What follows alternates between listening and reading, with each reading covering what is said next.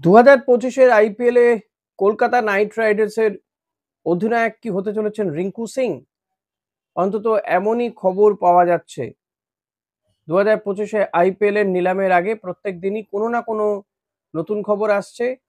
এবার Kolkata night Riders শিবির থেকে এলো বড়সড় খবর। আগামী মরশুমের জন্য রিঙ্কু সিং হতে পারেন নাইটদের পরবর্তী ক্যাপ্টেন। 2025 আইপিএলে ক্যাপ্টেন্সি করতে দেখা যেতে পারে এই বাঁহাতি ব্যাটারকে। 2024 আইপিএল খেতাব জয় করেছে কলকাতা নাইট রাইডার্স, কিন্তু আসন্ন মেগা অকশনের আগেই দলের অধিনায়ক শ্রেয়াস আইয়ারকে তারা ছেড়ে দিয়েছেন। এই পরিস্থিতিতে একজন নতুন অধিনায়কের খোঁজ করছে নাইট ম্যানেজমেন্ট। আচমকাই রিঙ্কুর নাম উঠে এসেছে। সম্প্রতি একটি রিপোর্ট থেকে জানা গেছে 2025 আইপিএল এর মরশুমে কলকাতা নাইট রাইডার্স দলকে নেতৃত্ব দিতে পারেন রিঙ্কু সিং।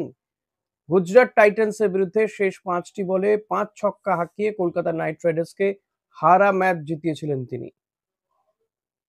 শোনা যাচ্ছে আগামী মরশুমে তিনিই নাকি শ্রেয়াস আইয়ারের জুতোয় পা গলাতে চলেছেন। যদিও এই ব্যাপারে ফ্র্যাঞ্চাইজি পক্ষ থেকে কোনো অফিসিয়াল স্টেটমেন্ট এখনো পর্যন্ত পাওয়া যায়নি।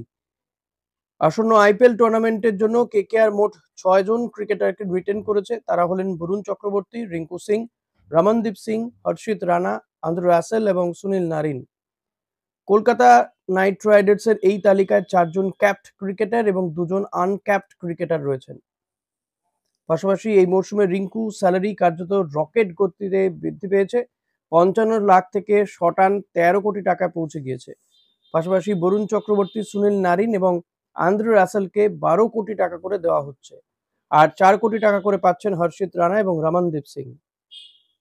এই 6 ক্রিকেটারকে রিটেন করতে গিয়ে কলকাতা নাইট রাইডার্স 120 কোটি টাকার মধ্যে 57 কোটি টাকা অলরেডি খরচা করে ফেলেছে। মেগা নিলামের জন্য কেকেআর এর পার্সে আপাতত 63 কোটি টাকা পড়ে রয়েছে। প্রথমে মনে করা হয়েছিল সূর্যকুমার যাদবকে দলের নতুন অধিনায়ক করা হবে, কিন্তু মুম্বাই ইন্ডিয়ান্স সূর্যকুমার যাদবকে শেষ পর্যন্ত রিটেন করে। এই পরিস্থিতিতে কেকেআর নতুন ক্যাপ্টেনের খোঁজ শুরু করেছে। শেষ পর্যন্ত রিঙ্কুর ভাগ্যে শিকে ছেড়ে কিনা এখন সেটাই দেখার।